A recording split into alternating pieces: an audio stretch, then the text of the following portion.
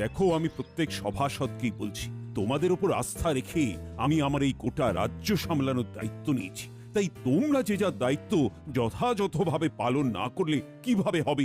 মহারাজ, আমরা সবাই তো আমাদের উপরে অর্পিত কর্তব্য যথাযথভাবেই পালন করি। শুনলাম এবারে গ্রামের ফসল খুব একটা ভালো পরিমাণে বিক্রি হয়। হবে কি করে মহারাজ?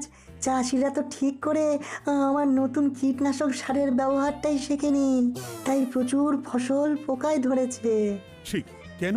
শুনেছি যার উপরে এই কাজের ভার আরোপিত ছিল সেই কর্তব্যপরায়ণ কর্মঠ মানুষটি নিজে না গিয়ে তার দুই শাগরেদ ওই বটা ঘটাকে পাঠিয়েছিল চাষিদের শিক্ষা দিতে। সে কি মন্ত্রী, তুমি এই কাজটা কিভাবে করলে? নিজে না গিয়ে? মহারাজ, মহারাজ বিশ্বাস করুন, এরা মিথ্যে বলছে। আমি নিজে গিয়েছিলাম। আসলে আসলে চাষিরা কিচ্ছু বোঝে না, ঠিক করে শুনতেই চায় না কিছু। মহারাজ, আমার কাছে প্রমাণ আছে কে সত্যি বলছে আর কে মিথ্যে। মহারাজ, বাইরের গ্রামের অনেকজন চাষি এসে জড়ো হয়েছে, তারা আপনার সাথে দেখা করতে চাইছে। ও বাবা, গোপাল, কি এমন হলো যে এতজন মিলে আমার সাথে কথা বলতে আসছে? চলুন সবাই মিলে গিয়ে দেখি তারা কি বলতে চায়।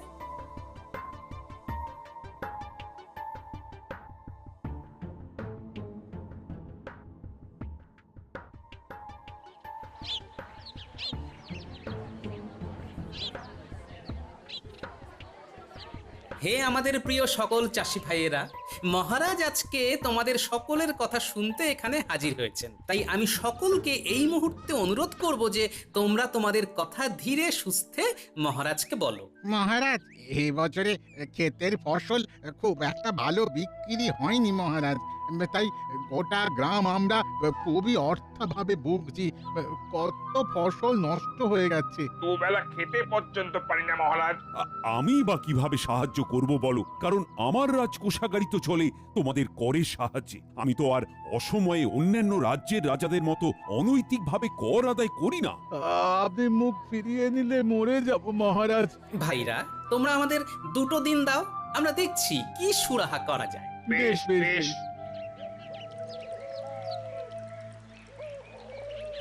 গোপাল, আমরা তাহলে চাষিদের জন্য কি ব্যবস্থা নিতে পারি?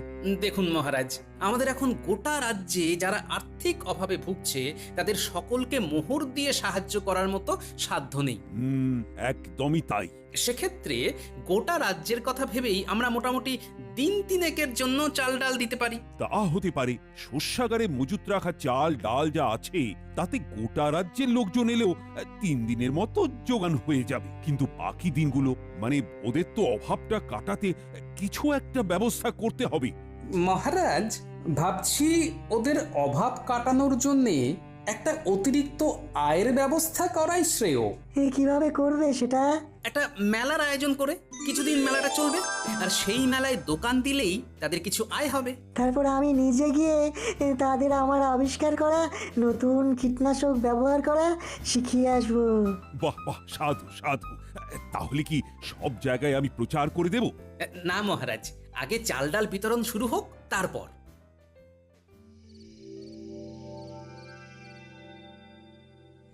বলছি কি, ঘরে চাল শেষ হয়ে আসছে, চাল আনতে হবে।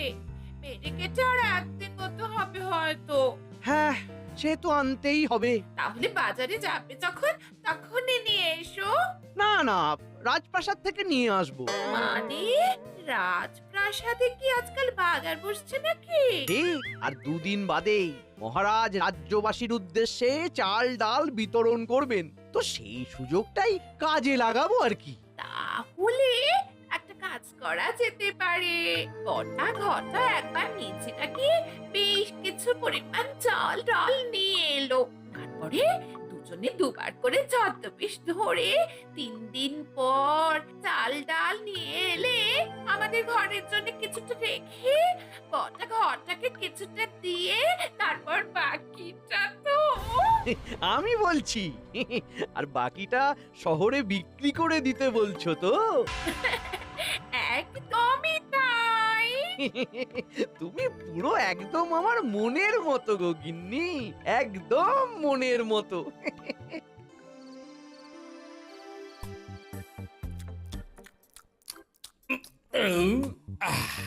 ইনি খুব ভালো রেঁধেছো আজ। আমার মেয়ে তো বরাবর ভালোই রাঁধে বাবা, না হলে তোমার কি আর অমন গতর হতো বলো? হ্যাঁ মা, তা ঠিক। ভাগ্যিস আপনি আপনার হাড়গিলে ছেলেটাকেও আমার বাড়িতে এনেছিলেন। তমাশাই দেখুন, আমার গিন্নির হাতের কামালে সেও কেমন নাদুস নুদুস হয়ে উঠেছে। মেলা বসছে? আরে বাহ! আচ্ছা, দেখি দেখি কিছু ফন্দি ফিকির করা যায় কিনা।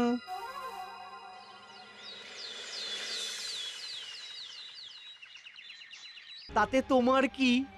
বলছি কি, ওই মেলার দায়িত্বটা কার হাতে রয়েছে? কেন আমার হাতে রয়েছে?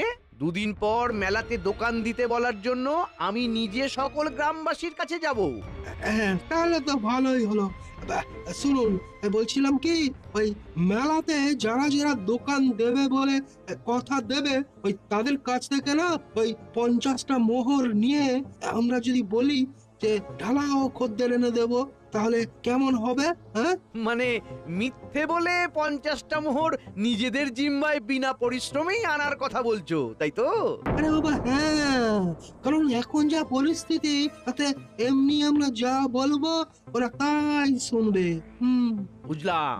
আমরা যদি 20 জনের কাছ থেকেও ছলচাতুরি করে 50টা করে মোহর জোগাড় করি, তাহলে তো বিশাল ব্যাপার। আর এমনিতেই শুনলাম গ্রামে প্রায় বছর 3 পরে মেলা বসছে, সুতরাং ওই লোকজন ভালোই হবে। হ্যাঁ, আর ওরা ভাববে আমাদের সাথে চুক্তির ফলে ভিড়টা হচ্ছে, তাই তো? একদম তাই। দেখেছেন কি সুন্দর বুঝে গেলেন। তবে ওই শুধু লিখিত পরিত ভাবে এই ব্যাপারটা ওই গোপনে রাখার জন্য একটা বন্দোবস্ত করে ফেলতে হবে। হ্যাঁ, হুমকি দিলেও কাজ হবে। বলবো যে এই ব্যাপারটার কথা প্রকাশ্যে আসলেই দোকান পুড়িয়ে দেওয়া হবে। কি জবরদস্ত পরিকল্পনা! আমাদের তাহলে এখন কত কাজ, কত মোহর! না রে হতভাগা, তোরা শুধু চাল ডাল বাগিয়ে আনতেই যাবি। দেখে দেখে শেখ। গোপালের শ্যালক আমার সাথে কয়েক মাস মিশেই কেমন পাক্কা বদমাশ হয়ে উঠেছে।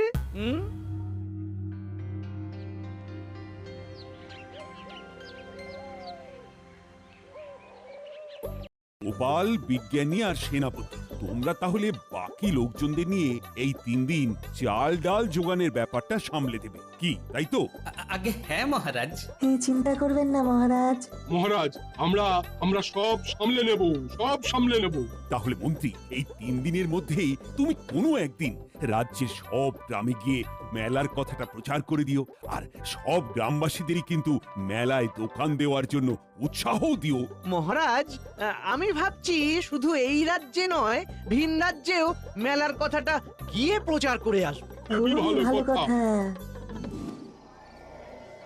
তাহলে তোমরা 20 জন একদম নিশ্চিত ভাবে দোকান দিচ্ছ তো? হ্যাঁ মন্ত্রী মশাই। ওই সবাই তাহলে গুনে গুনে 50টা করে মোহর দিয়ে দাও।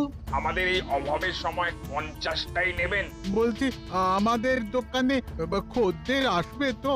আচ্ছা, তোমাদেরকে কি বলেছি? হ্যাঁ, এই যেমন 50 মোহর তোমরা দিচ্ছ, তার বদলে আমরা তোমাদের দোকানে খদ্দেরে এমন ভরিয়ে দেব যে ভিড় সামলে উঠতে পারবে না, বুঝলে? হ্যাঁ, এত মুনাফা হবে যে হিসেব করতে গিয়েই নাজেহাল হয়ে যাবে।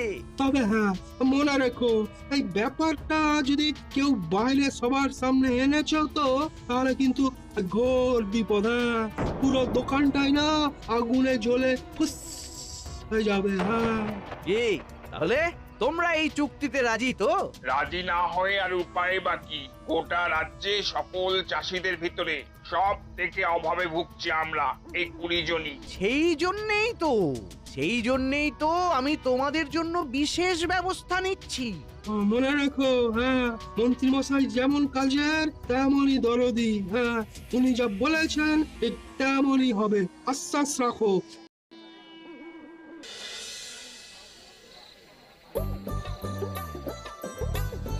ব্যাপার বলো তো গোপাল, আজকে মেলার শেষ দিন, অথচ যাদের অভাবের কথা ভেবে এই মেলার আয়োজন করলাম, তাদের মুখেই তো কোনো হাসি নেই কেন?